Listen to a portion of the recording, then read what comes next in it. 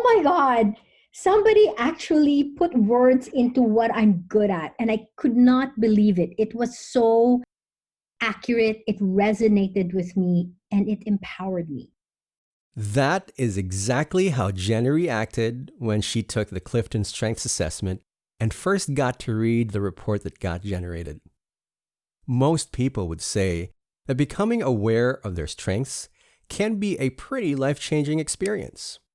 So in this video, we're going to take a look at what are the benefits of getting to know what you're good at, and maybe of speaking to a Gallup-certified strengths coach.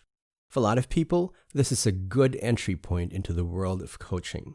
Especially for those who have never experienced being coached before, this is a great way to start living a more fulfilling life.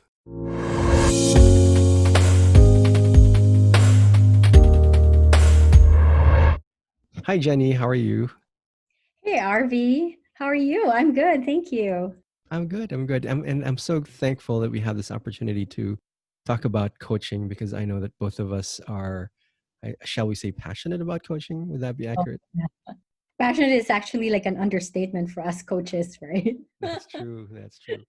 And we were having a conversation a while ago, and we realized that, in the Philippines, coaching is not something that is so common. As a matter of fact, people either don't know what it is Mhm. or there's a stigma attached to it. Like if you're being coached, it's like, oh, you're being coached. Why are you being Yeah, coached? So I that's was true. wondering, There's this remedial mentality about coaching, right? And especially in the executive level, and this is where we really see a lot of like executive coaching type relationship happening.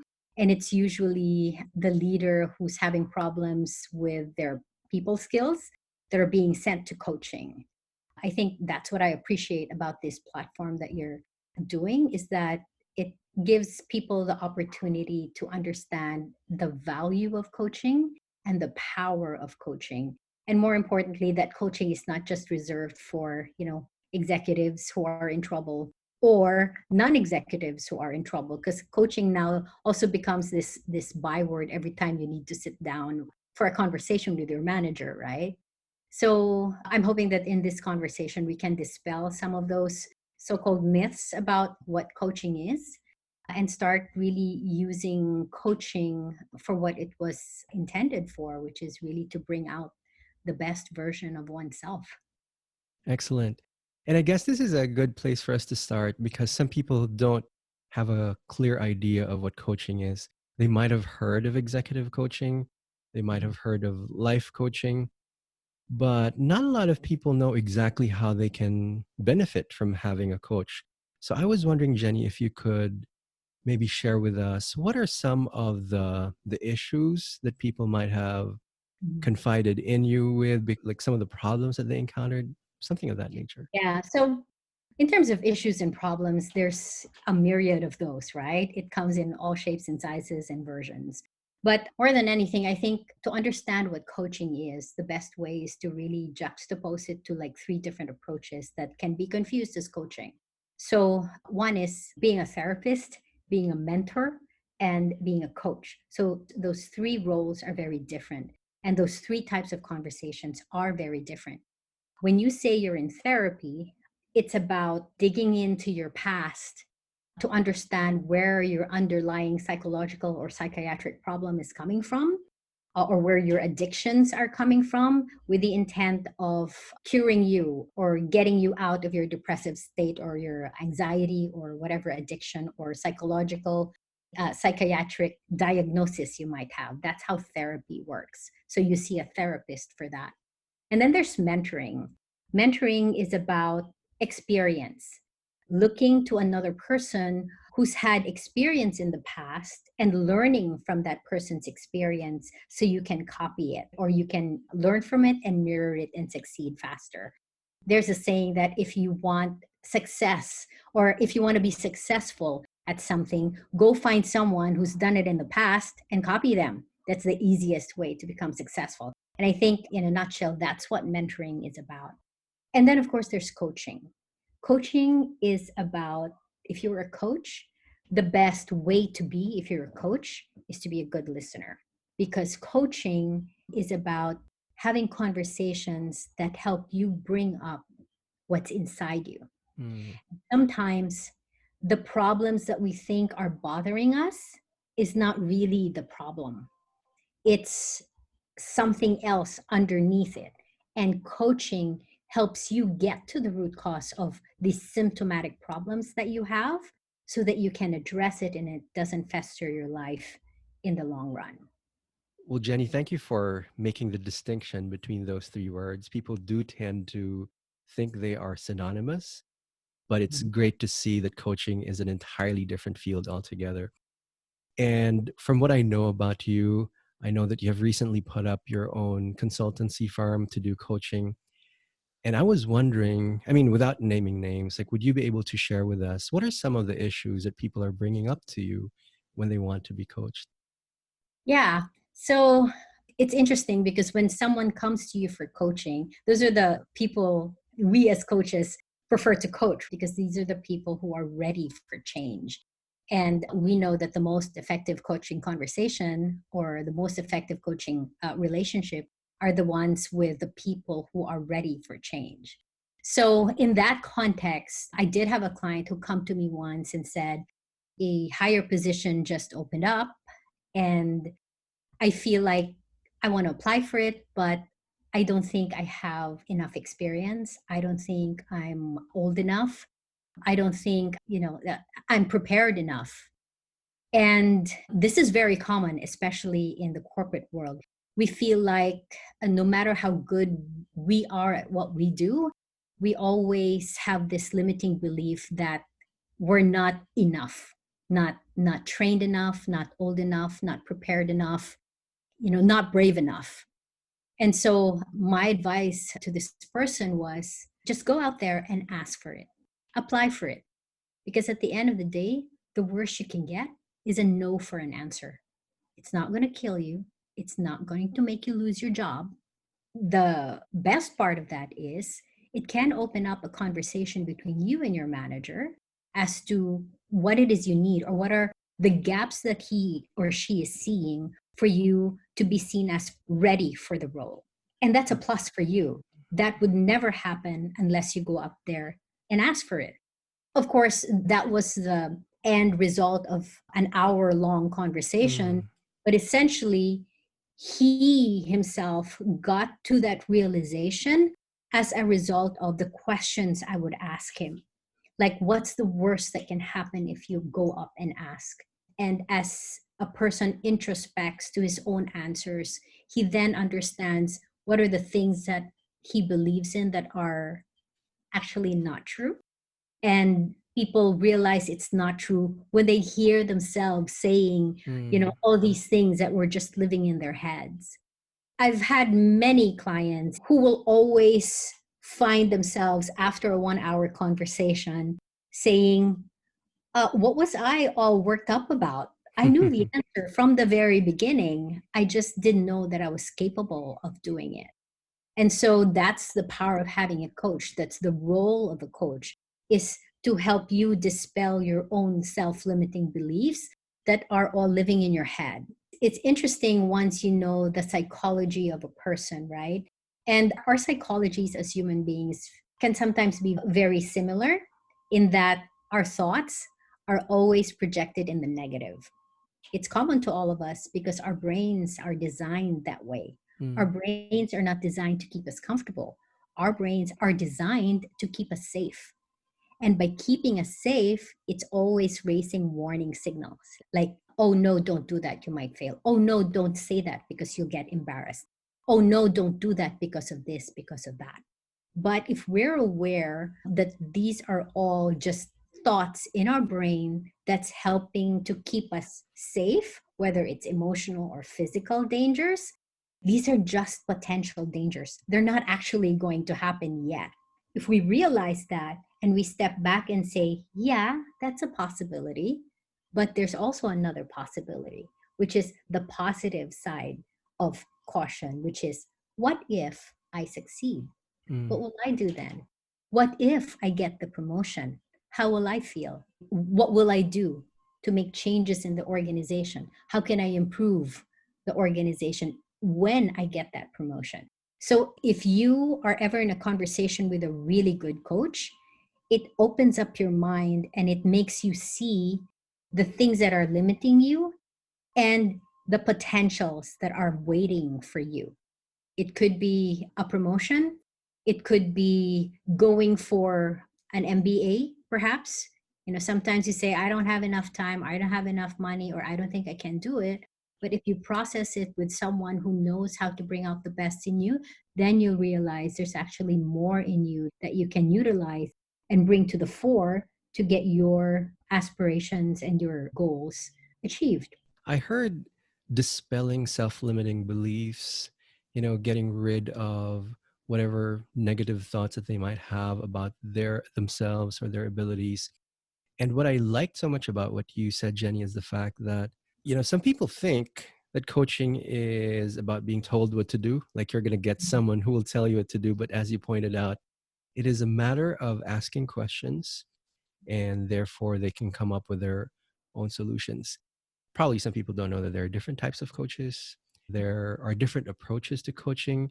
So if Mhm. maybe you could share with us what are your favorite, Oh, or shall we say your niche? yeah. So, Um, well, I'm a positive psychology advocate. And by positive psychology, we don't mean that we're always just happy and just focus on the things that are happy and light and just forget about the problems. It's not that. Positive psychology is really focusing on what we do right versus what we're doing wrong, focusing on our strengths rather than our weaknesses.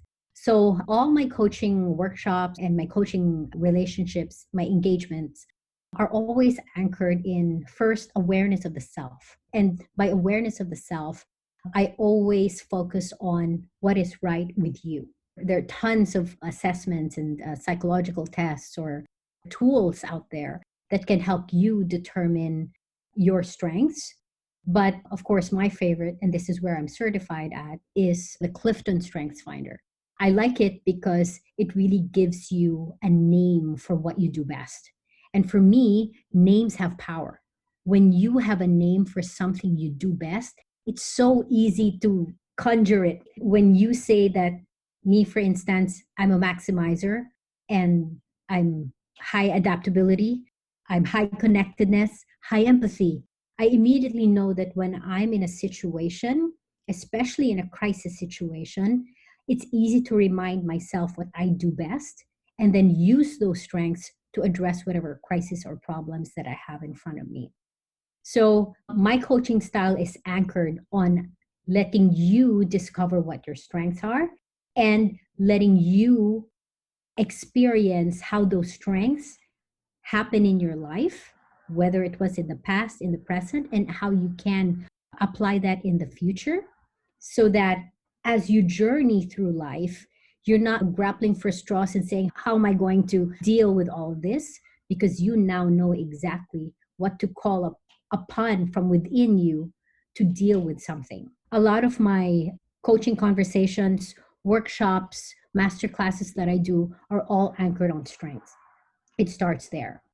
And the way I do coaching also, it's not just about, addressing a specific problem that you came to me with, but it's really dealing with you as a person holistically. And that means your life. It doesn't mean that you have to reveal every single secret or every dark past that you've ever had. I'm not interested in that. I would be interested in what your goals are and what success looks like for you. And once we've narrowed that down, we work in getting you to your own definition of success. We're working in 5 different things. So I call it my handful of strategy, right? It's a handful because it just lives in the mm, palm of your hands through 5 different things. First, I work with your mindset. We understand where you are in terms of your thinking. What are your limiting beliefs?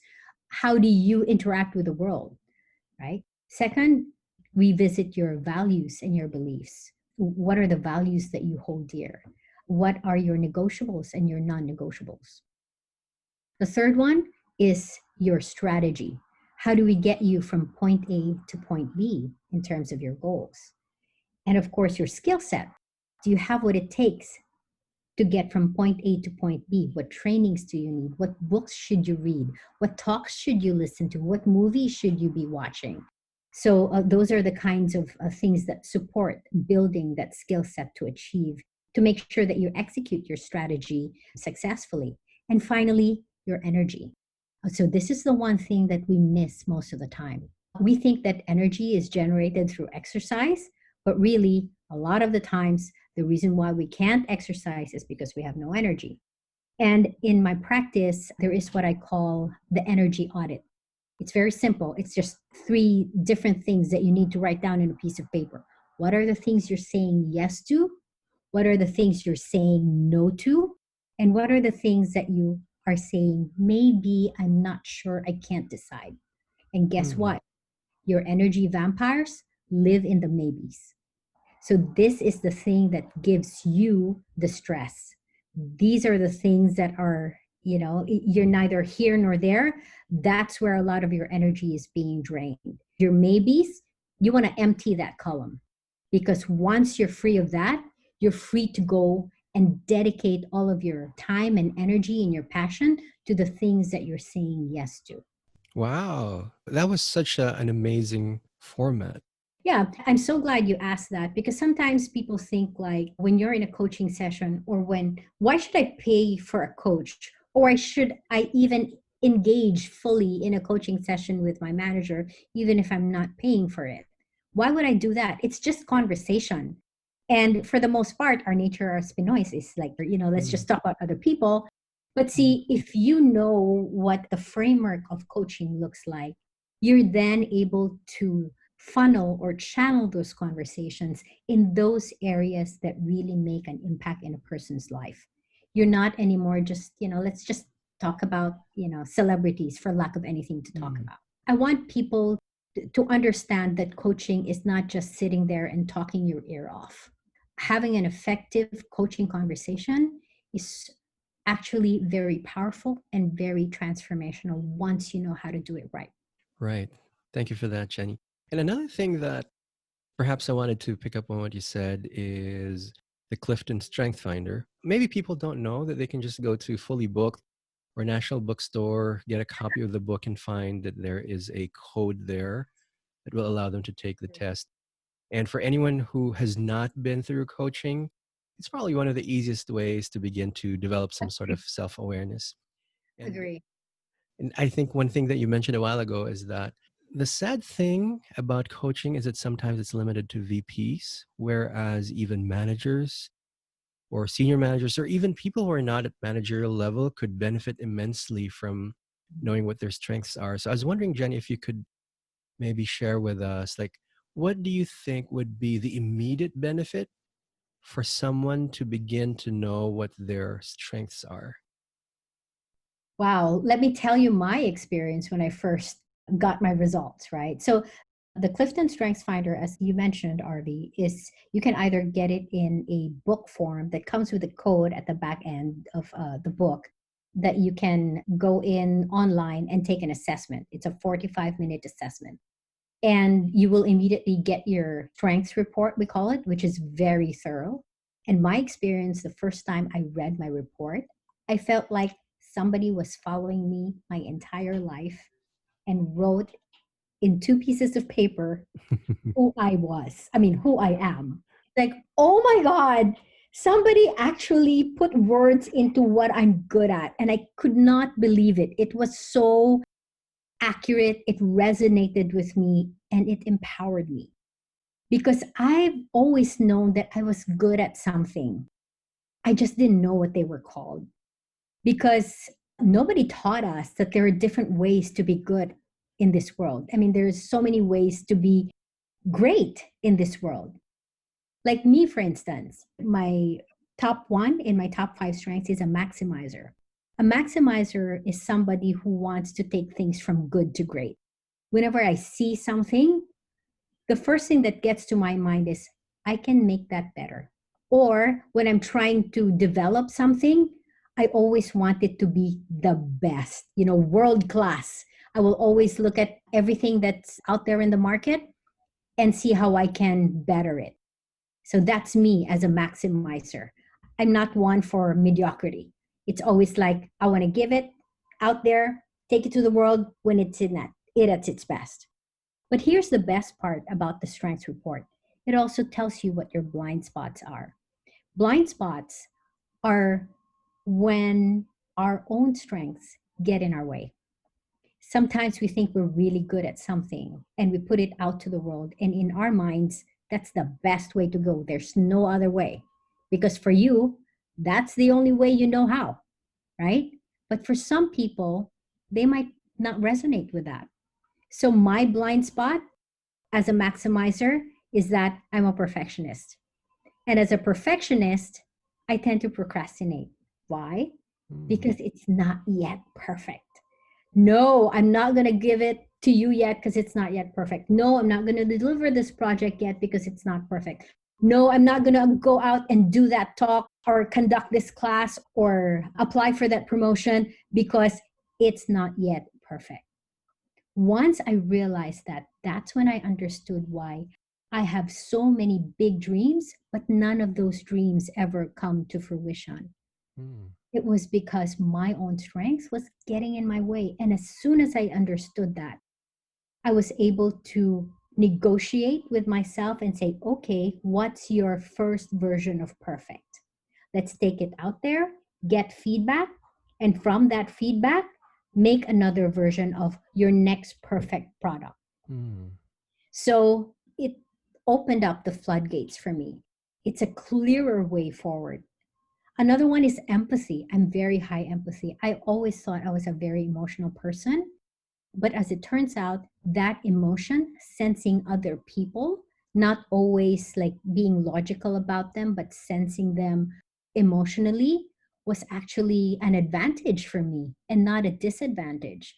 Because now I can sense, for example, when I'm in a meeting and I sense that people want to say something but can't, I'm usually the voice that says, hey, maybe there's something here that people want to say but are afraid to say.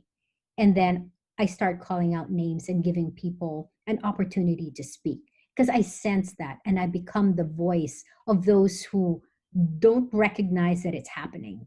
I really encourage people to go out there and get their assessment. You can do it online. Just go to Gallup.com.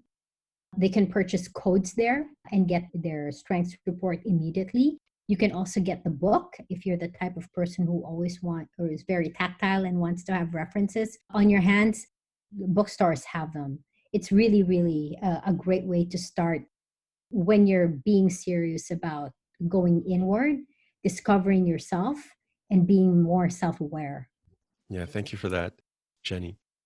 Maybe I wanted to ask you something related to how you navigated your career, because I know that you have been in the corporate world for some time, Yeah, and then you're one of those people who took the leap of faith.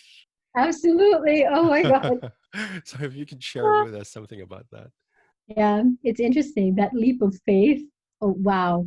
When I took the leap of faith in January of this year, little did I know that I was running into a pandemic, right? If I had known, I would have stayed in that safe cocoon and, just stayed there.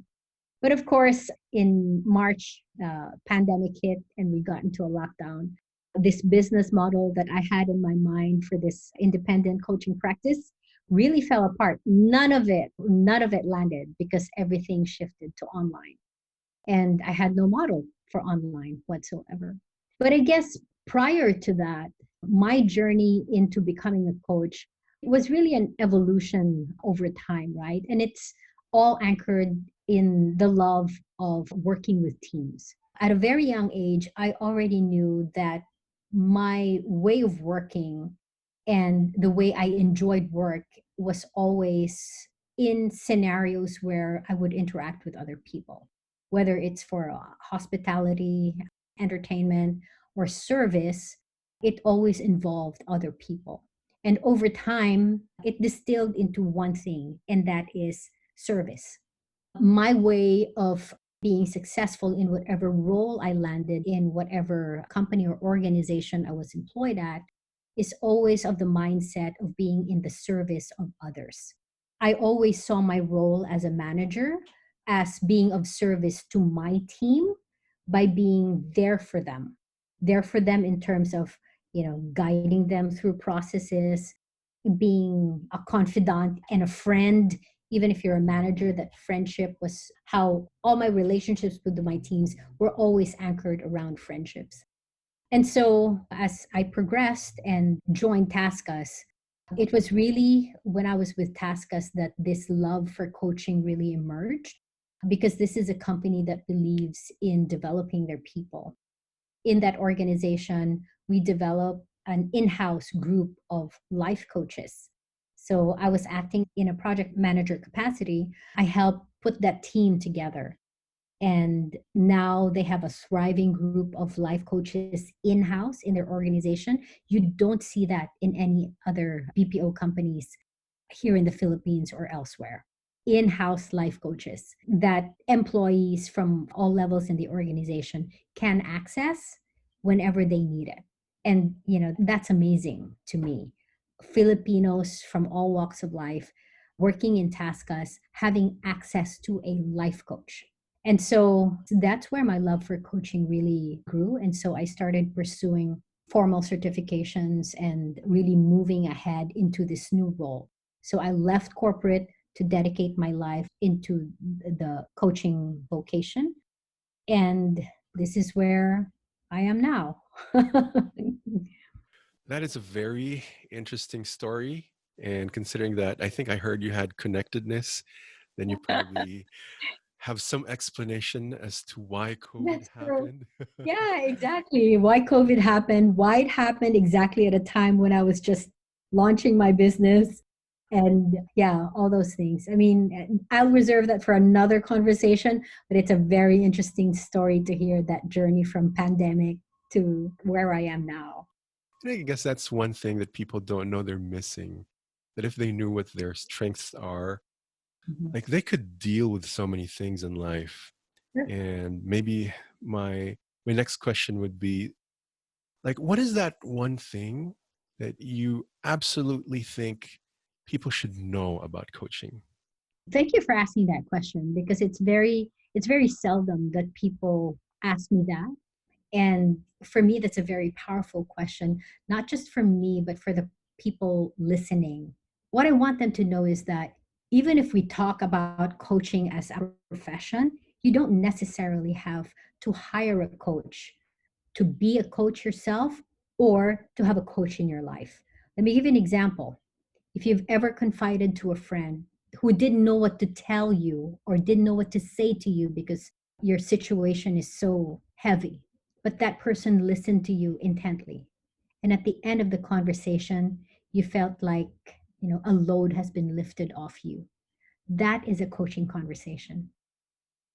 When you've ever come to your parents to tell them your problems, your insecurities, and all you got was a loving embrace, or your father holding your hand and saying, "You're going to be okay." That is coaching. People in the coaching profession, we're here to provide our ears and our hearts for people who need them, for people who want to get past their limiting beliefs and achieve goals that are way beyond their expectations. That's what we're here for. We are for people who are really ready for change and really open to the possibilities in life beyond their own psychology. That's what we're here for. But do know too that you don't have to seek out a professional to do it. Friends, families, and you can be a coach to someone. So I would encourage you to really go out there and, maybe read books, listen to talks about how it is to be a coach, because in your own little way, you can be one. And if we can be a coach to some degree to the people in our lives, we can really change the way the world works. I think you provided a lot of insights as to what coaching is. You gave us an idea of what topics they might bring to a coaching session, and so I wanted to ask you if someone wanted to get in touch with you so that they can be coached by you, maybe they can begin with something like needing interpretation for their Gallup Strengths Finder report, Yeah. or it could be a question that they have about life. So, what might be the best way to get in touch with you? The best way to get in touch with me is through LinkedIn. So I have a LinkedIn profile. Just type my name, Jennifer Quiros. And I also have a website that's www.jackandco.com. That's JAQANDCO.com. I also have an Instagram account that's jack.coaching. All my contacts are there. More than anything, what I want people to reach out to me for is, or should I say, I would encourage people to reach out to a coach, not because you're having issues or you're having problems. Don't wait for that time. If you feel like you're at the top of your game right now, you need a coach, because then this is the time that you're really open to possibilities, and you'll be surprised the kind of goals and dreams that you can actually accomplish if you work with a coach. What I want people to understand is when you're in the top of your game and you feel like I've achieved a certain degree of success, that, whatever got you there to that success won't take you to the next one. You're going to need a new set of skills, a new set of mindset to get you to that next level of success. Take it further, because it's not what you get that will make you happy and fulfilled at the end of the day. It's who you become and what you're able to give because you become more. For me, that's fulfillment.